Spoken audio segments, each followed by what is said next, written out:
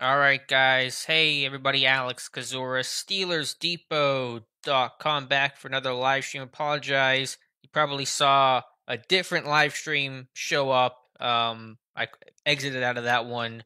New computer, new setup, new location. So we're trying a couple different things here. So just me today, by the way. No Dave. He's getting back from his trip out west. And so I wanted to probably take the opportunity today to troubleshoot and do kind of a test stream and of course answer your guys' questions as well. So apologize for a bit of the delay. Had to figure out some of the newness with setting up the stream through OBS and things like that. So first of all, can you guys hear me? Does everything sound okay? Does everything look okay? If it does, we'll definitely get to your guys' questions. But just kind of let me know that first, and then we'll go from there.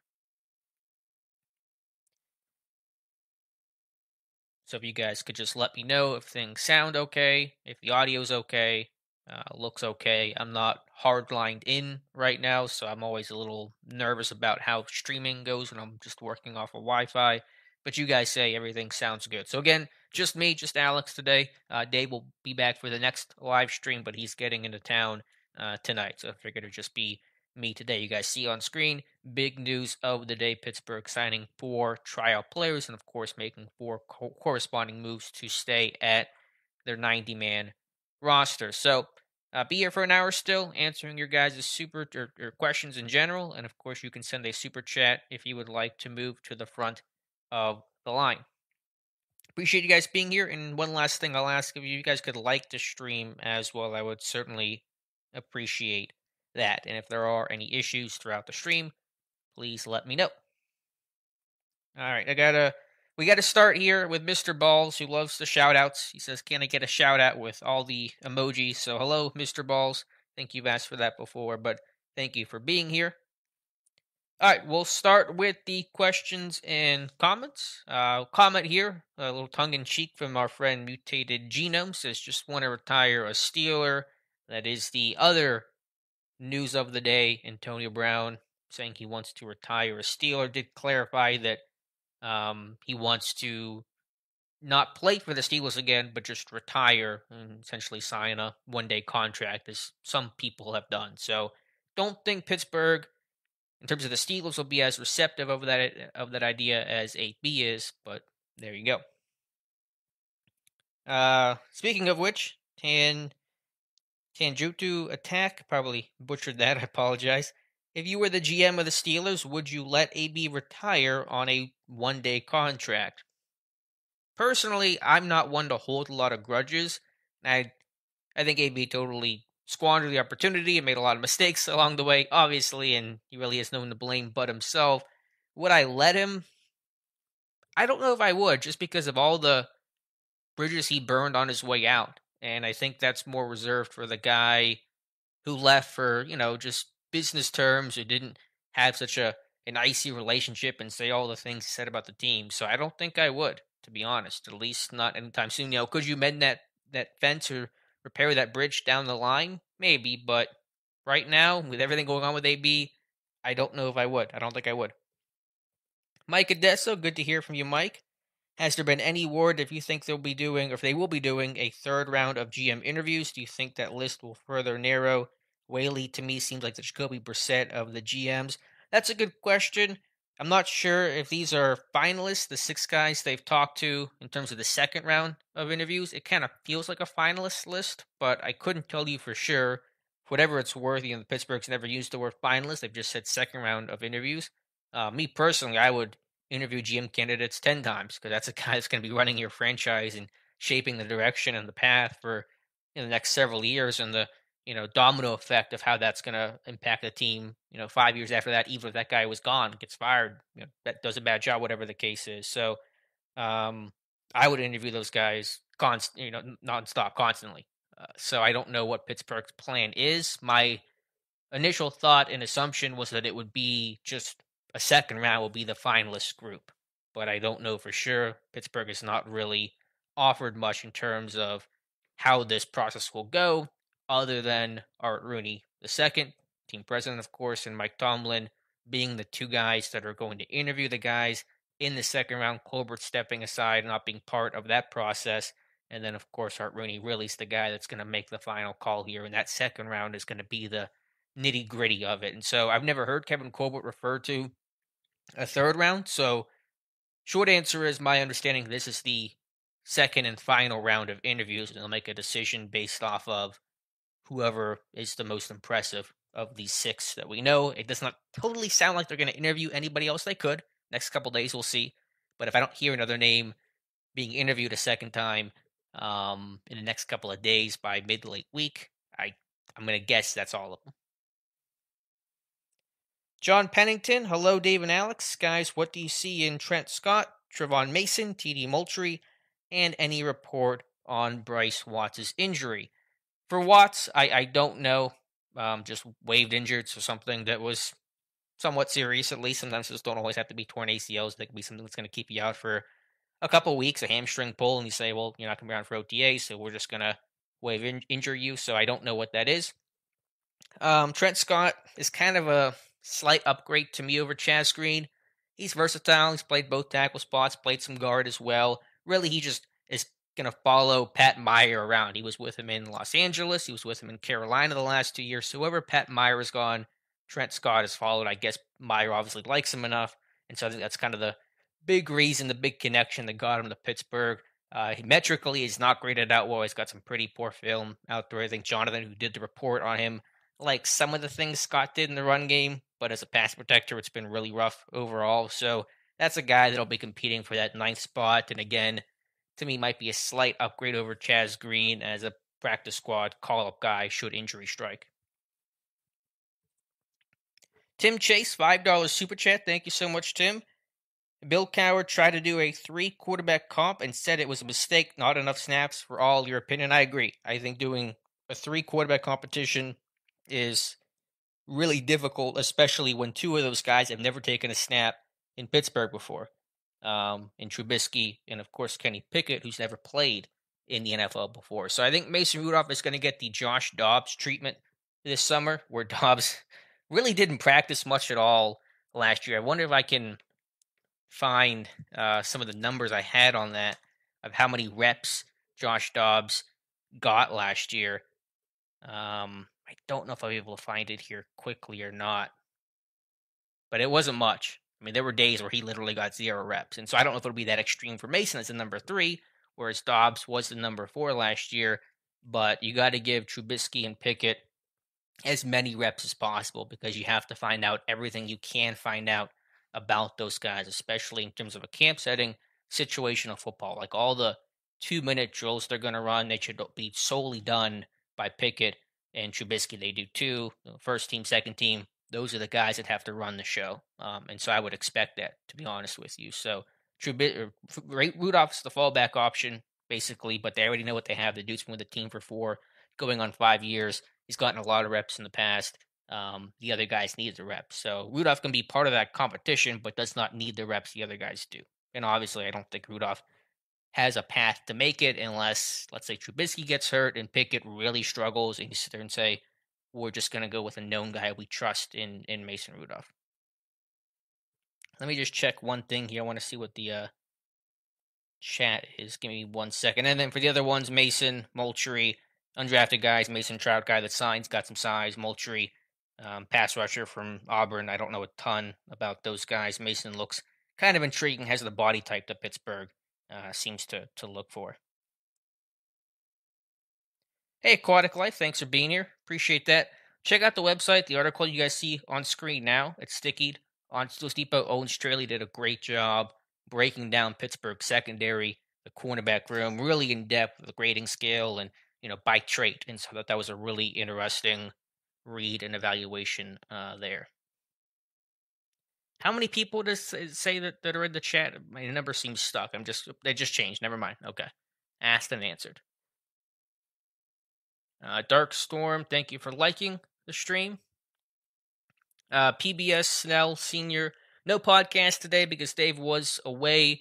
Figured this would be our substitute, which we always do every other Monday anyway. Dave and I plan to be back on the podcast tomorrow morning. We may go to the Tuesday, Friday, 2-a-week setup as things begin to slow down. Dave and I will have plenty to recap, but we're getting to the duller part of the offseason.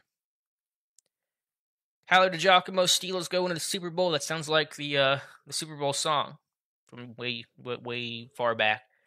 Doubtful. Doubtful answer on that. Am I more positive on Pickett now or the same? I think a little bit more positive if you look at some of the metrics. I knew some of the numbers. He was so good, third down red zone, really impressive statistically speaking.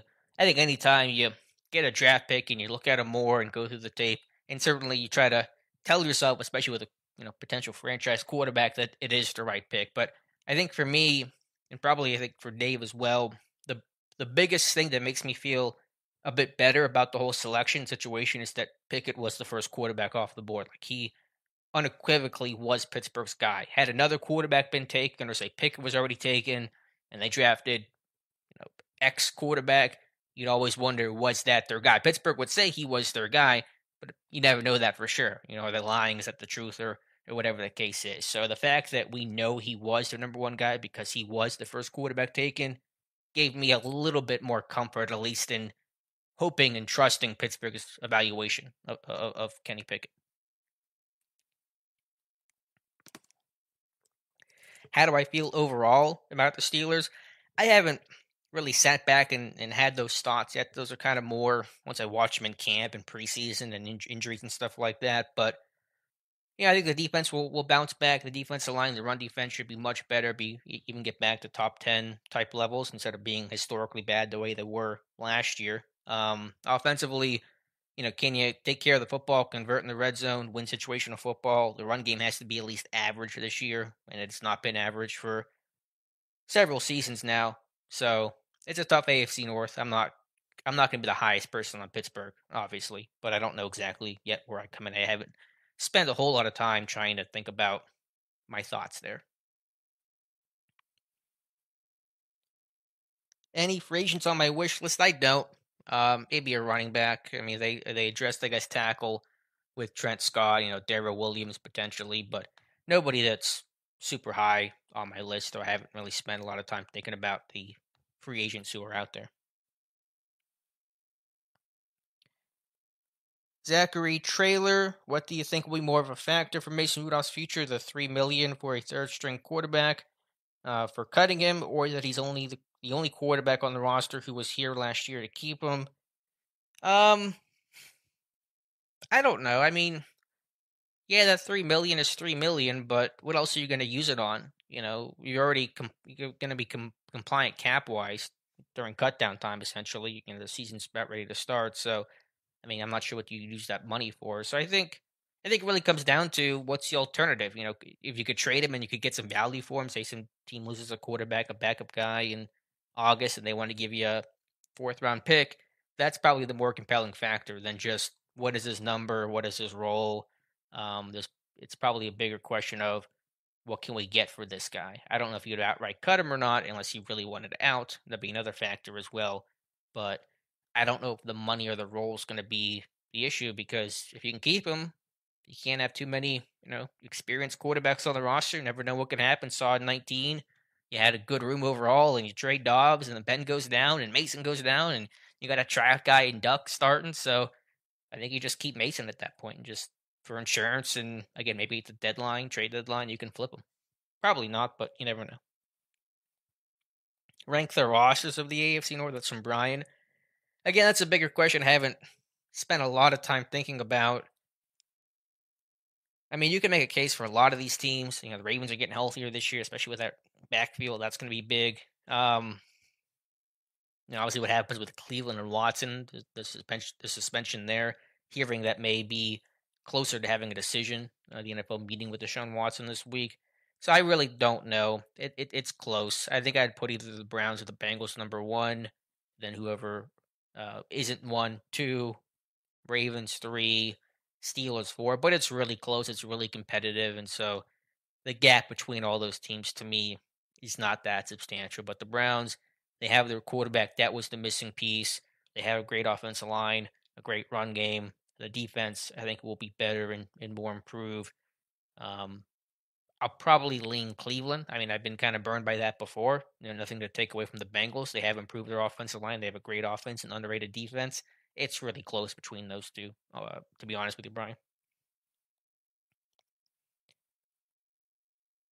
Rory says, "What's your thoughts on O line moves so far, and have we done enough, or should we look for a big free agent?" Well, there's no big free agent left. I mean, offensive linemen rarely do those big free agents hit the market in general, and when they do, they get scooped up pretty quickly. Unless Toronto Armstead, who was kind of a unique situation, medically speaking. But I'm happy with the O line moves. I think they were aggressive in the right places in free agency, and they did that because they knew they were very likely or potentially taking a quarterback in the first round. So James Daniels to me is the best offensive lineman immediately. The second that he signed his contract with Pittsburgh, and then Mason Cole could be a slight upgrade at center. And then you look at second year guys like Dan Moore Jr., his development, he played really well the back half of last year. Kendrick Green, we'll see, but again, he'll be in a better place in year number 2 than where he was year number 1. Kevin Dodson, a big year 3 for him. And just more continuity, more stability. Last year, you were really overhauling the whole thing. Then you realize, this about this time last year, David DeCastro was not going to be available for you, so you got to replace him as well with Trey Turner. It was just really a mess last year, and a new offensive line coach. Although this year, of course, it is a new offensive line coach as well. So I think it's a bit more talent, more stability, more continuity. I think that puts you in a better place. How good is it going to be? It's not going to be great, but it'll be better than what it was last year.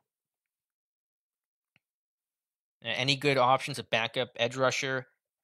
I looked at Alex Okafor, Pernell McPhee. He's older, but Pittsburgh, signed Ingram last year. They pursued Ryan Kerrigan, Whitney Merciless, so maybe they're a little less of an issue with the edge guys. I think McPhee, they know him well in Baltimore, make a lot of sense.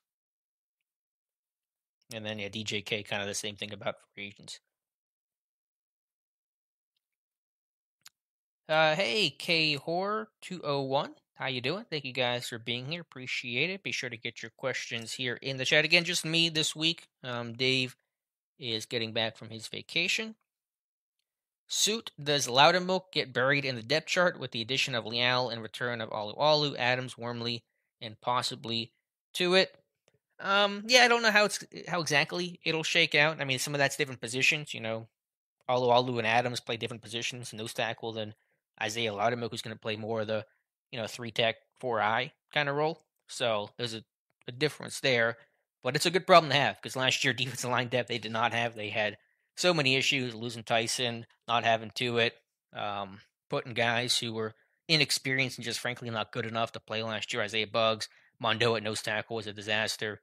Daniel Archibald was playing snaps for them last year, not a lot, but one was one too many. So you want to have good depth, so that's a good problem to have overall. But I think Loudermilk will still have a role. He definitely got better as the year went along, and his run defense is already serviceable. It'll get better.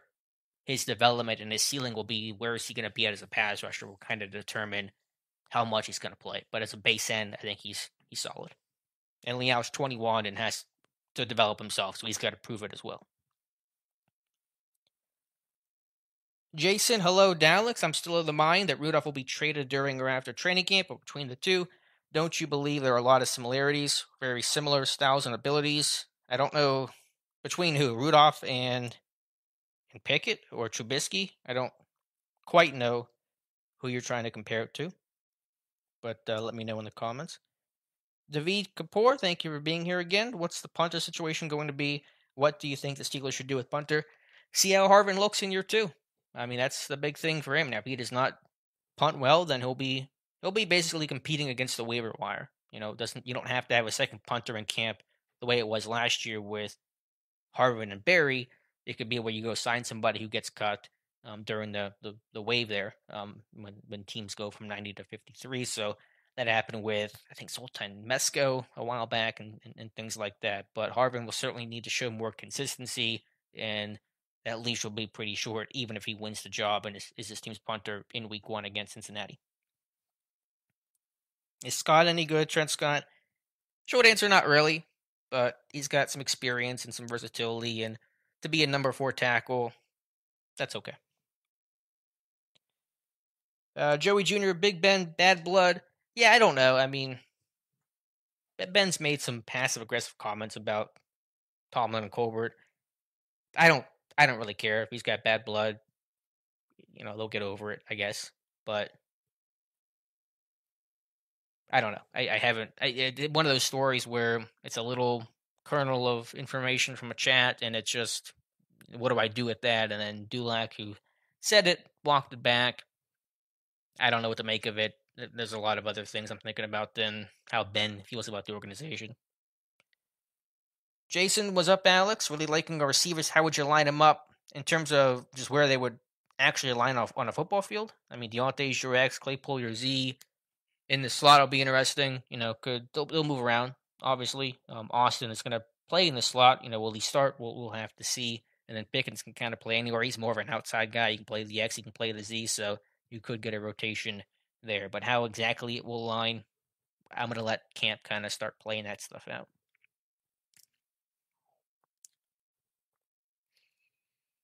Derek, how much of a chance will Chris Oladokin have to show what he can do in training camp and during the preseason games with the other three quarterbacks needing snaps to prepare for the season? Yeah, that's tough. I mean, for Oladokin, they drafted him, obviously, but we talk about Mason having a tough time to get snaps. Oladokin is a number 4. That's not a guy that gets typically a lot of snaps, and in this year, especially when you want to see all you can see from Trubisky and Pickett, that role might shrink more. And it's not like, in past years when with Ben would work full day, half day, off day. And so on the half day and especially on the off day, that number 4 becomes your number 3. And so there's a chance to get some more reps. This year, no one's taking off days. Mason's going to be limited, I'm sure, but he's not going to be off. It's not going to be the rest day for the old, grizzly veteran the way there was with Ben. So it really kind of shrinks how much of a chance, even on every other day, every third day status, for that quarterback to get time. Duncan will see snaps, but again, the focus has to be on who's the starter, who's the face of the franchise. What do you have in Trubisky? What do you have in Pickett? Who's going to be the guy? That's the most important question, not how does the number 4 quarterback, the 7th round quarterback, look. That's a minor footnote on the season. It has to be, we're comfortable and confident in who the starter is going to be, an evaluation of who the guy is, and we're all on the same page. No questions about who the number 1 is. That has to be what this team must find out this summer. John Pennington, hope the Steelers give the 2 undrafted free agent running backs a serious look and don't play favorites. Edmonds only gives you special teams and McFarland nothing. Yeah, we'll see. With Mateo Durant and Jalen Warren. Warren seems to fit their mold a bit better in terms of being the shorter, squatty guy. But I like Durant. He's a good receiver out of the backfield. He's got some speed. Ran 4.38. So we'll see. They could use that. Somebody stepping up, though. I agree with you there, John. Mike, what's more depressing? Yesterday, Suns getting blown out in Game 7. Pens Game 7 OT heartbreaker. Pirates getting no hit yet again, but somehow win. Yeah, I mean, Pirates, we'll take it. They won, so they can't be the heartbreaker. I think the Pens, though, I'm sure I speak for everybody here. I'm the Suns fan. I'm the weird Suns fan. But Pens losing, they blow leads in their last 3 games, including last night. That was a heartbreaker for sure.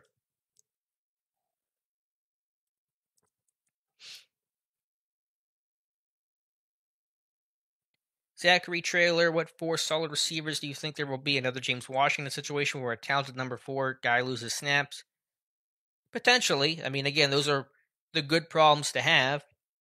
But I think there's going to be some more flexibility and versatility. Washington wasn't an X, really couldn't play in the slot. He was a Z-type receiver. They wanted to get Claypool there, who wasn't showing a lot of versatility last year either. I think this year you're going to see some more of that. Pickens can play a lot of places. Claypool might expand that versatility a bit more. Austin's going to be a slot guy primarily, but you're going to do some different pre-snap stuff with him, and he played on the outside predominantly at Memphis, so I think it'll kind of open up avenues for the guys to get on the field. But again, you want to be deep at receiver than shallow at receiver, so those are all hopefully good problems to have.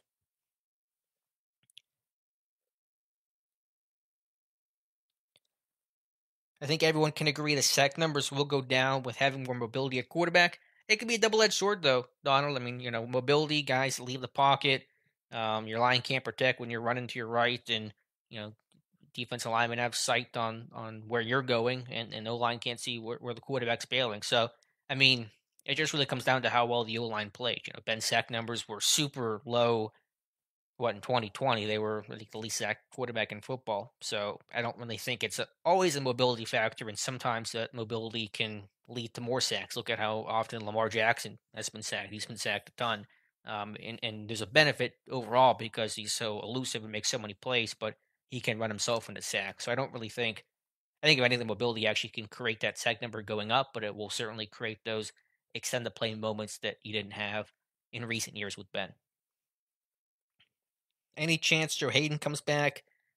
No, unless there's an injury and a big one in camp. I don't know what that role would be. I don't know what it would look like. The money, he's going to take not a lot of money, so I'm not sure if he's going to play another down in the NFL again. He might. I mean, not in Pittsburgh, but obviously his market is. I assume it sounds like it's quiet right now. So it sounds like he wants to keep playing, and there'll probably be an opportunity for him at some point. But I don't see that happening in Pittsburgh. Tim Jason got a feeling we'll see a good screen game this year. I mean, they look athletic on paper, but Pittsburgh has not been a good screen game for a long, long time in terms of running back screens. Receiver screens have been more effective, but in terms of like the middle screens and running back screens and stuff like that, I'll believe it when I see it. No, do I think Trey Nord will lose playing time? That's a good question. I don't know for sure. I thought he played well enough to earn more of a look in year number two. I thought he did a nice job as a seventh round pick to pick up the playbook, to wear different hats, to be a really good cover guy on third down and dime packages. So I think there's going to be a role for him. I think you want to go into camp and see how all those guys look, whether you're talking, what Levi Wallace's role is going to be, what does Demonte Casey potentially offer you, all things to consider. But Norwood, I think, will have some role on this team, and injuries, of course, certainly will, open up different paths for guys and provide answers to those questions.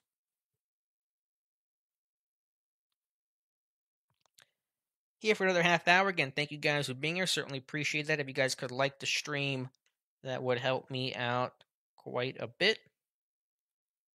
And again, no date today. We'll do the podcast tomorrow to recap the schedule and everything else. Still need a nose tackle from Tim. I don't think you need one. I'm really excited about Tyson Alualu coming back. That guy's been so good whenever he's been healthy. I get he's 35 and coming off the fractured ankle, but that guy had found the fountain of youth. And when he was out there, that run defense was like top three, top five. So him and Adams, who played well, coming off the Saints practice squad last year. I'm excited about those two guys. Now, long term, there's some questions, but short term, I'm good. Jabari Wilson, hi Alex. I imagine you've been hating Tom Brady and Bill Belichick for years. This year, which win is most likely to happen? Defeat Patriots and Bill Belichick, or Tom Brady and the Buccaneers? That's a good question. My first thought is more likely to beat New England. Both are home games, both at Heinz Field, so that's good. Obviously, the last time Tom Brady came to Pittsburgh, Pittsburgh beat him.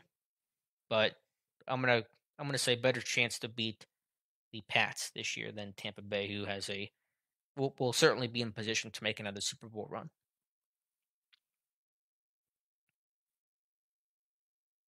C-Rex, a lack of secondary additions have me really worried. Can you address that? I mean, they brought back Witherspoon. They brought back Edmonds, which for some might be a negative thing. But they signed Levi Wallace. I mean, Casey's going to be a versatile guy. What I like about the secondary is, again, and it's a little maybe vague and theoretical to say, but the stability and continuity there. Last year they were shedding guys. They lose Mike Hilton. They release Steven Nelson. They don't do a lot to add anyone there. I mean, they trade for Witherspoon, late in the preseason, but they were really losing guys last year just to kind of get cap compliant with all the roster or the cap, COVID crunch and stuff like that. This year they retain guys. I mean, Hayden walked, but they allowed him to walk. They didn't want to really bring him back. They re-signed Witherspoon. They re-signed Edmonds, granted to a super cheap deal, but still re-signed. They bring in Levi Wallace, and just so you're not losing those guys, you're not playing this. Who do we even have? And last year, trying to figure out the slot corner situation. You got rookies like Norwood playing. They're trying to get Minka to play slot more the first 2 weeks. That does not go well. They move that back. They scrap the idea. So I just think you're in a more stable place this time around, and so I think that's going to just produce better results for just having more experienced guys, retaining guys. I think having a fairly talented group as well. Tim M, big $20 super chat. Thank you, Tim. Running back 2. will be interesting to watch. It will be, and I don't know who's going to be that guy. Benny Snell should be on the team for the special teams value, but I would really greatly prefer him as a running back 3, and then you have a more defined runner as that running back 2. Even knowing that guy's not going to play a lot behind Najee Harris, but you're right. I mean, is it going to be? Will it be Snell? Will it be McFarland in what could be a do or die summer for him? Will it be Durant or Warren? Will it be a veteran that gets signed? Somebody that, that they add before the year begins, in late August? A lot of questions there for sure. 102 people in the chat. Appreciate you guys being here. Not used to being the solo talker here, so gotta get a drink of water. I apologize. Let me scroll back up. TTT shirt. That's 3 T's shirt. Honest opinion on Devin Bush. I think if he can fill his role again, it can really round out our defense. We'll see. I think he's in a good situation to succeed. It's not guaranteed success, but you're 2 years out from the ACL. You have a good linebacker next to you in Miles Jack. Defensive line's going to be healthier, better. Not going to be the mess it was last year. You have Trey Lawson, a good DC. You bring in Brian Flores, certainly a huge addition there for Bush in the linebacker room. Personally, if Bush can't succeed in this situation, then you kind of throw in the towel and say, I don't know what else has to happen for him to succeed. So it's a big year for him. I have some hope. Obviously, you want to see it and not, be so optimistic and sit there and say it's going to be a great year for Devin Bush. I don't know that, but I think certainly all the things around him are moving in the right direction and giving him the best chance to succeed. But yeah, microscopes on Bush, the lights on Bush more than any other player on this roster, excluding the quarterbacks.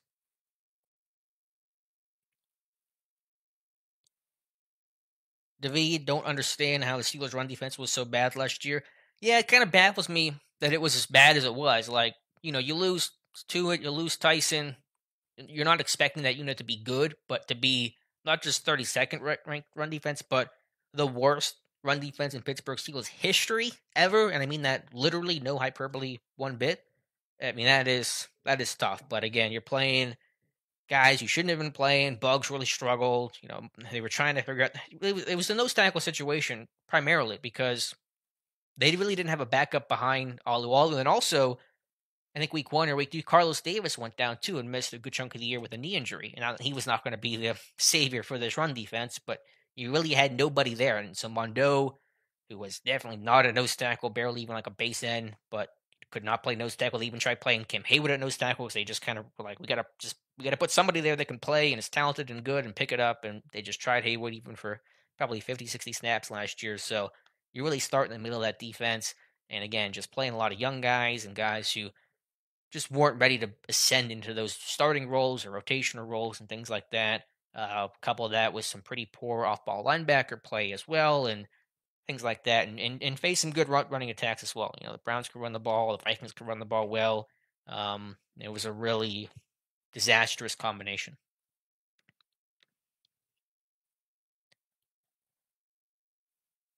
How do I like Claypool? I like him, but I think he plays the ref game trying to get a flag instead of being a beast that he can be. Yeah, I think that's probably a fair critique. I think a lot of receivers play that game because they can kind of influence the refs so much. It's a big year for him. I don't want to count him out entirely though because this guy was so good his rookie season, and the talent is obviously there. And Ben was not the best quarterback for him last year. He did battle some turf toe stuff, and I think he showed some more maturity later in the season. Some of the interactions that I saw in clips and things like that. So it's a critical year for Claypool, obviously. But I don't want to. Last year was bad, but it's been one really good year and one really bad year, and so year 3 kind of really I think tells that story. But we'll see. I think having a stronger quarterback in Trubisky or Pickett will help, not hurt Chase Claypool. Can Connor Hayward be everything Jalen Samuels wasn't? I get the comparison, but I really don't. I don't see that as a 1-to-1 type of thing. Both in terms of their college profile and NFL outlook. I mean, Samuels was an actual runner and a bit more of a receiver. Hayward's going to be more of a blocker. I mean, I get, they were listed as tight ends and not really tight ends. They have some versatility, but I think what Hayward can offer on special teams in terms of running down kicks and punts and blocking on as an up back and stuff like that, Samuels did a bit of that, but Hayward should be the much better special teams player. Samuels really, to me, offered minimal value there, and he was more of a defined runner than where I think Hayward's going to be in the NFL. Obviously, Hayward was running back in Michigan State before Walker transferred from Wake and pushed Hayward in that tight end H-back type of role. But in the NFL, Hayward's going to do more blocking than what Samuels ever did with the Steelers.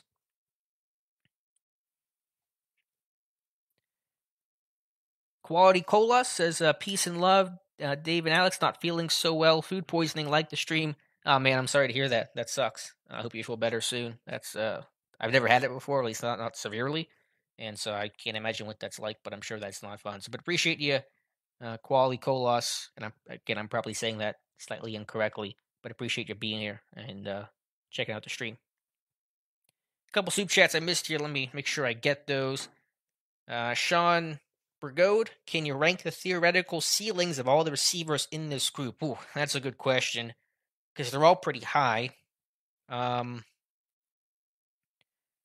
they're just different types of guys as well. The way that Deontay wins is different than the way that Chase Claypool wins. So that's a good question. I mean, Claypool's the most physically gifted guy, and so in theory, he's got the highest theoretical ceiling. But to me, Deontay can be that X receiver who's going to be 120 catch kind of guy, similar in the way that AB was. And so you're going to get more consistent production from him than a Claypool who's going to catch 50, 60 passes and have some big plays out of that. But it's not going to be the every down, week in, week out, big numbers kind of guy. So and then you got Pickens as well, who I think has a ton of talent and everything comes together for him. That ceiling's really high as well. And Austin probably doesn't have as high of a ceiling, but certainly can be a good player. So if you're making me rank him, I mean, that's tough. You could put it in any order and I'd be fine with it. I'd say Deontay 1. I'll say Pickens 2, Claypool 3, Austin 4. But it's not a slight against 3 and 4. I mean, they're all, I think, pretty close in terms of actually just talking like theoretically, what could their best case be if everything worked out great and everything works out the way that we think and hope that it could.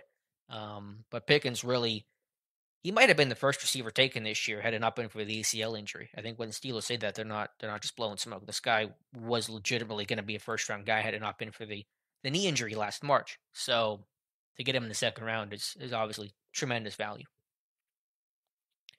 Tim Chase, another $5 super chat. Tua situation makes no sense to me. Does he want to play or not? Never seen anything like it. Yeah, I want to be really respectful of the situation. I don't know what's going on. I don't know if there's things and conversations he's having with a team that just has not been announced, and the team is just downplaying it and stuff like that. I think we'll get an answer pretty soon, though, Tim. The first OTAs. When does OTAs start? When everyone's going to be there, not just the rookies. I mean, it's later this month. I think it's in a week or so. I should have typed off-season schedule.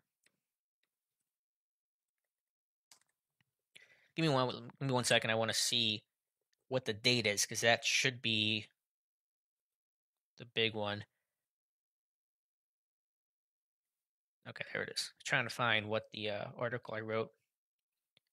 So for Pittsburgh, their first OTA is going to be May 24th, and so that should be the day. If Stephon Tuitt's there, that'll be an answer, and if he's not there, that might not be as definitive of an answer, but it's going to be the closest thing to an answer we've had so far. So give it another 8 days, Tim, and we might have next conversation. We might have some more information for you there. And now, if he's not there, does that guarantee he's not going to play? Not necessarily. Of course, if he is there practicing, then that essentially means he plans to play, intends to play. But I think that's going to be, as Dave likes to say, the line in the sand for us to watch. So May 24th, the first day of OTAs, that's going to be the big day in trying to determine what will happen with Stephon Tuitt. But thank you for the super chat. Let me scroll back up here. Another 20 minutes with you guys. Appreciate you hanging out with me on this Monday. The Pirates playing right now. Did not check the score. Jason, I said the screen game for you. I know you hate the Steelers running screens because they can't execute it right. Yeah, they're just so bad. They don't do it a lot. I think they understand how bad they've been. But you would like to see it get better. Ross, what's the biggest position of need right now? I don't know if one sticks out. There are more. It's a bit more of just trying to determine what you have within the group, how the receiver room's going to look, potentially the backup running back situation.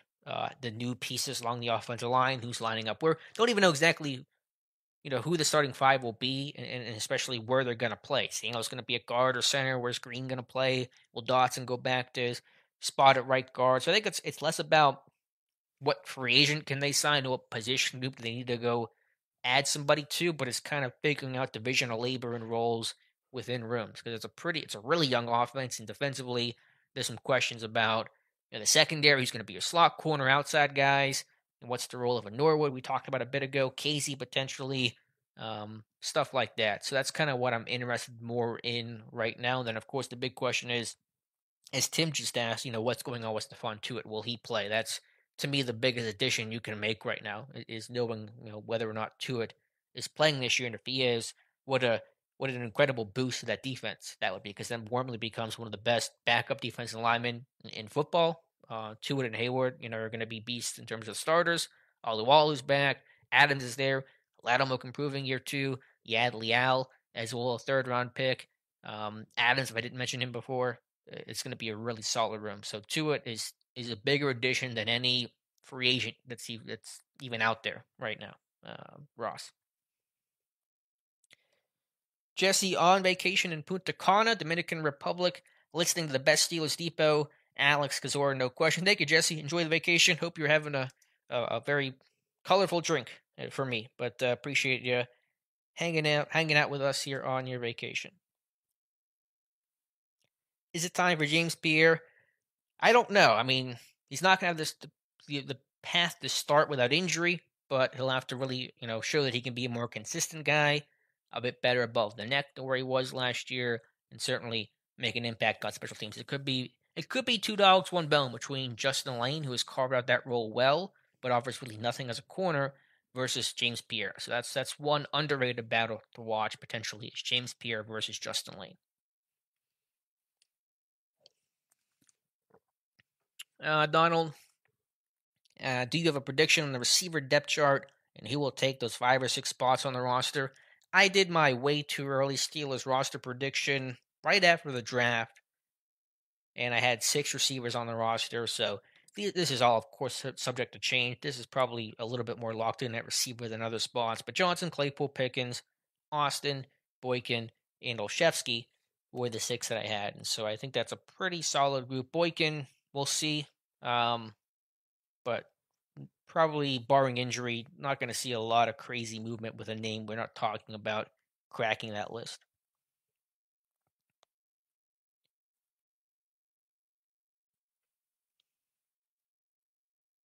Should we cut McFarland after this year?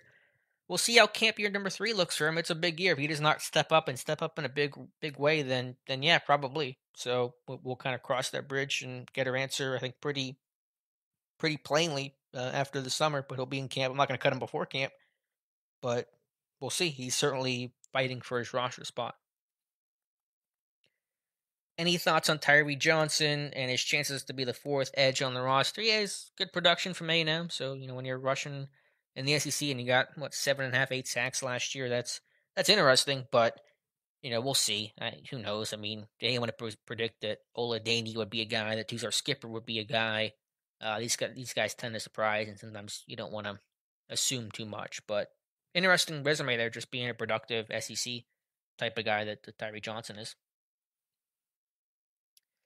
James Bradbury would be a great addition. Putting Sutton back in the slot would be solid. Yeah, but they signed Wallace, and they like Sutton on the outside. He could play in the slot, and obviously played some there last year. Bradbury's got so many suitors. He's going to be, probably he's going to get more than what I think Levi Wallace got. So probably not in Pittsburgh's plans.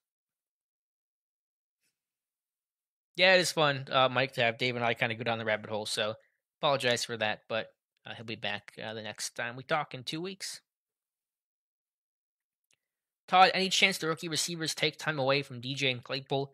I don't really see Johnson losing much, if any, playing time. Claypool I could, if Pickens plays really well, as that Z spot, and if Claypool does not improve and bounce back from last year. So I could see that, but, we'll see what happens. What options do the organization have dealing with the Tuitt situation, and should they demand an answer from him? Again, I mean, you want an answer at some point, but I don't know what those conversations have been like. I'm sure that they have spoken, which is good to have that open and clear line of communication. So as long as there's a dialogue there, that certainly I think takes away a demanding type of situation where you're just kind of angry about it. In terms of options, I mean, they can cut him, they can keep him. If he wants to not play anymore, you can put him on the reserve retired list. Those are kind of your options, but I don't think there's an incredible amount of urgency, especially now that like all the roster building, the bulk of it's been done. The off season's coming on essentially. Free agency's majority of it's done. The draft is over. So at this point, might as well wait. I mean, I understand the idea. Before March, you want an answer before free agency or before the draft, you want an answer, but you didn't get one then, and so I mean, at this point, what's the real harm in not knowing for a little bit longer? Obviously, you want an answer at some point, but you waited this long and you passed all the big markers of roster building, so wait a little bit longer, I guess. Maybe the new GM will ask for an answer. Do I think Big Ben will be a Hall of Famer? Yes, in first ballot. So, was it 2026, 2027, whatever that year is? That'll be his induction in Can't, especially since Brady's coming back and Aaron Rodgers did not retire. So it'll be a very Steelers filled Canton, Ohio, which is only 2 hours away from Pittsburgh. So, yeah, he's going to be first ballot. And I see people are agreeing with that in the chat. Do I think the O line is fixed, or does it still need more work? I think it's as good as you can build it right now. We'll have to just kind of see how that group plays together, both individually and collectively. So, is this the finished product of what it'll be 4 years from now? Probably not, but I don't know what else you're going to do to add to it to make it better, as we sit here today, May 16th. So it's about trying to figure out what you have with Kendrick Green and Dan Moore in year two, and where's Daniels going to play and Cole's going to play. Is he going to be a backup? Is he going to be a starting center or guard? It's really about kind of how those pieces fit, as opposed to what other pieces we can add into that very jumbled puzzle right now. Hey, Allie Howard, good to hear from you. Yeah, Anthony Miller's there as well. Don't want to forget about. It was easy to forget about last year because he really struggled to see the field despite all the injuries there at receiver. I don't know if that was a playbook thing or whatever the case was, but it felt like it was a chance for him to play more than what he did last year. So that was a little strange or a little questionable to me. Will Benny Snell make the cut, or do you think we sign his replacement? The thing with Snell is that he's really done well to carve out that role and embrace that mantle of being a core special teams guy, and he's done a really good job there. He's not, quite to the level of what a Derek Watt, is for this team, but I think I want to keep Snell, but just as a number three, where he's really not seeing the ball more than, occasionally he'll get a snap or two, maybe a goal line situation when Harris is gassed, but he should be that number three special teams kind of guy. And if you can put him in that role, then I'm good with it. It's really about finding a more defined runner number two. That should be a good construction. You don't need your second and third string guys to be like core special teams type players. You have the Watt and Connor Haywood, who makes a team, and all the linebackers and stuff like that to handle those roles. And so I think Snell can be the number three and should be the number three on this team. And people will probably disagree with that, but I'm good with him as a number three who gets very few carries. Will Trey Tipton land on the practice squad? He was a tryout guy that did not reportedly sign, so he is still a free agent, and so I don't like his odds of coming back to Pittsburgh. He's also about to turn 26, and I think he got like 20 passes at Pitt. So if you're a guy that catches only 20 passes at Pitt in your career, 2 touchdowns, doesn't bode well for succeeding to any degree in the NFL, but he'll have a story to tell his kids.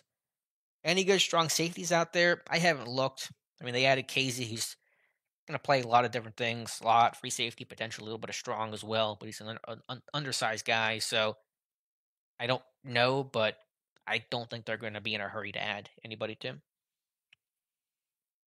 Am I worried about the cornerbacks being slower than like Taylor in a division with Cooper, Higgins, Chase, and Boyd? Sure. I mean, I don't know if Boyd's like a speedster, but yeah, I think do you have the high level athlete to match up against Jamar Chase or the guys you're going to see even out of the division? Um, there's definitely concern. I think I talked about that last year in a terrible take, and I think that was kind of proven true at times this year to have a heck of a time trying to defend Jamar Chase. So yeah, I think that's a fair concern, Ross Swisher. John, I appreciate the offer. No need to help with expenses. We are good. Expenses are not that much for camp. I mean, it's a lot of time and sweat equity, but I'm just driving to a place 40 minutes away and eating McChickens. So the costs are pretty low. Hopefully gas is not, 470 a gallon by August, but we'll be good. But I appreciate the offer all the same. But I think interior defensive line is okay. Yeah, I mean, obviously I understand it with Alualu, but it's just they've been freak things. I mean, I think the thing 2 years ago it wasn't season ending. He battled through an MCL sprain and a high ankle sprain, but if he's healthy, I mean, I think they've been just kind of freak things. It's not like he's had some sort of chronic knee issue like what the Castro had. So, I mean, if he's healthy, he's good to go. I'm happy with him, to be honest with you.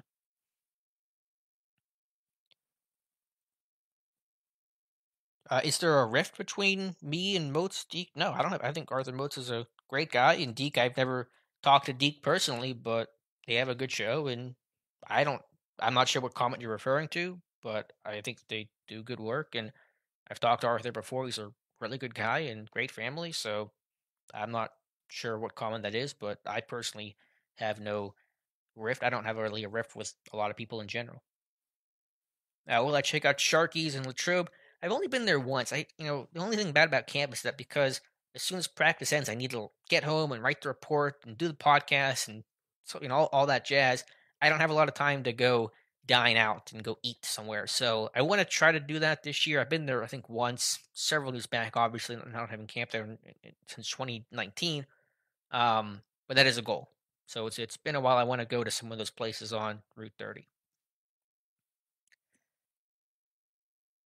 Yeah. What happened was in 2020, Ricard went low on him on a like wham block, I think it was, and that was an MCL sprain. So that wasn't an ankle. That was a really bad MCL sprain. Missed a game or two, then came back, played through it. Had a high ankle at the end of 2020, and he played, but he was not close to being fully healthy. Then this past year in week two against the Raiders, it was. He fractures his ankle, but it wasn't season ending. He did come back in 2020 and did play through it. Just was playing at probably about 60% or something like that. But we're kind of splitting hairs and getting into semantics at that point. But again, those are just freak things that if he's healthy now, then I think he's good. It wasn't me. Someone in your comments. I didn't see it. If I did, I don't remember it. So sorry, Todd. But again, I don't see a rift there. Do the Steelers keep six receivers? Yeah, I think they do. There's no guarantee of it, but I think there's enough talent there. Obviously, you have Johnson and Claypool and the two receivers you drafted, and Pickens and Austin. And unless Austin pulls a Fred Gibson or Danny Farmer, he'll make the team. So there's four guys there, plus Gunner. Probably gonna have a role in the return game. And then somebody else, Miles Boykin or someone else who would emerge. I think six looks more likely than not right now. You go into camp and injuries and blah blah blah. But I think six looks pretty likely. Yeah, Dino's. I think it's Dino's for wings. Yeah, there's a bunch of good places down there, and I'm just really happy camp is back, just for the businesses and the hotels down there, which have been so crushed by COVID in general, and not having camp there. Such an important time of year for the local economy in Latrobe. So I'm obviously glad that things are a lot safer and better, and you can realistically and practically and ethically have camp in Latrobe and all that stuff. But I bet you the players aren't happy. I think the least happy people about camping in Latrobe are the players because they're going to be in some cramped dorm rooms without. They don't even have AC down there. They're in small college beds. They're not built for 6, 7 linemen, stuff like that. So they probably would rather be at Heinz Field where they're right at home and they can travel and go home each night and stuff like that and not sweat in Latrobe. So they're probably unhappy, but I know Mike Tomlin is happy. I'm happy. I'm guessing you guys are happy as well. Yeah, Cody White, he could be practice squad, but I think the path for him to be on the roster, there's so much more talent that's been added, especially just like as a receiver. Um, I don't again injury can play a role, but Cody White to me seems pretty destined for the practice squad. Confident with more in a core force the bookends. I think confidence is the wrong word to use. I think there's optimism about Dan Moore, and I'm excited to see him in year two. I think a core four kind of is who he is.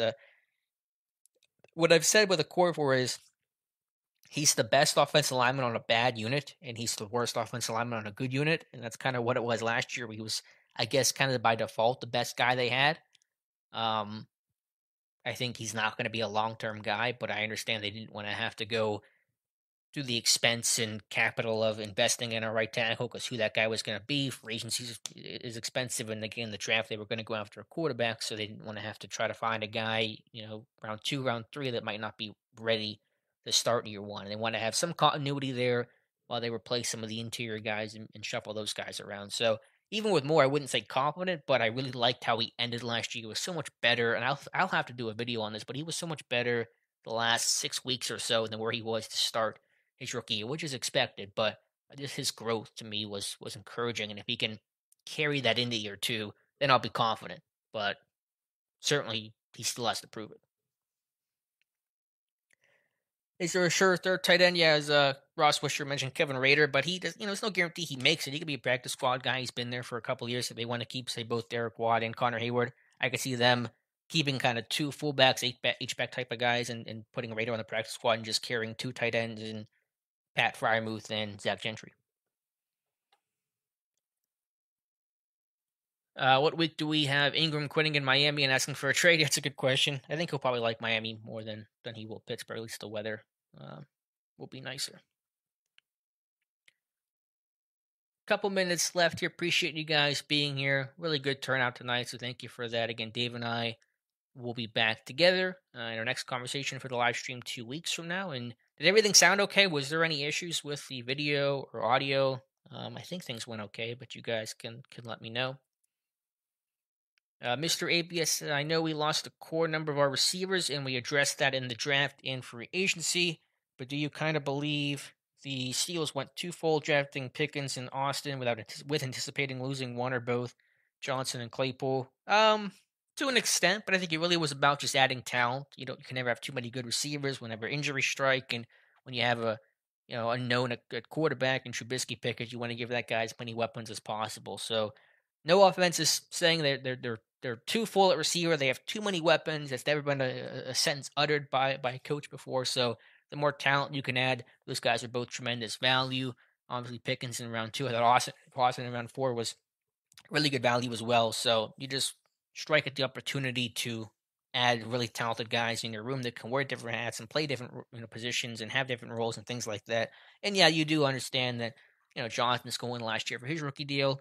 Don't know if an extension will happen. Claypool situation up in the air, big year 3 for him. I don't think that was a driving reason, but it certainly is a secondary reason.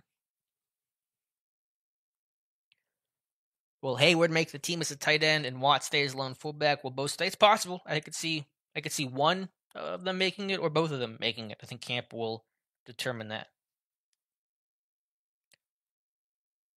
All right, audio sounds good. Good. Okay, cool. So yeah, new computer, new setup, little bumpy there at the start, but we figured it out.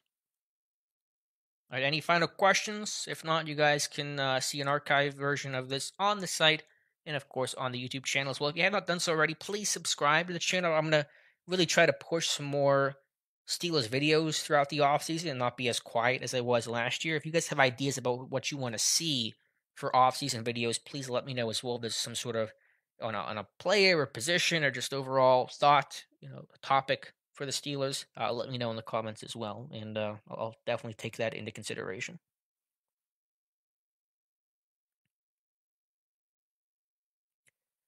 What changes in drafting do you see them having from having a new GM? We'll see who the guy is, first of all. It's hard to really answer that without knowing who the guy is. Probably be a bit more of an analytical approach. Pittsburgh uses it, but how much do they really care about it when it comes to Colbert Tomlin? Not a lot, and Colbert's basically admitted as much that he doesn't really like or consider analytics too much. So I imagine the new guy, whoever it is, even if it's an internal guy like Brandon Hunter or Omar Khan, will use the analytics a bit more, probably substantially more than what Pittsburgh has done. All right, I think that's going to close out the stream. Appreciate you guys being here. Really good turnout again. Dave will be back with me next week, and you guys should follow the site. We'll have the podcast tomorrow and a lot of great content. Some profiles on the Trout guys who signed. Jonathan Heitritter already has one on Arizona's Trevon Mason. I'll have one on Carlin's Platel tomorrow morning.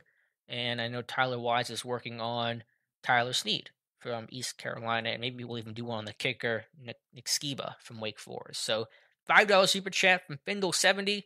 Thanks for the show. Thank you, Findle. Really appreciate that. Certainly did not have to do that, but really appreciate you being here, hanging out with us, and listening to me kind of stammer through the podcast. So appreciate you guys watching and listening. Again, please like and subscribe, and we'll talk to you soon.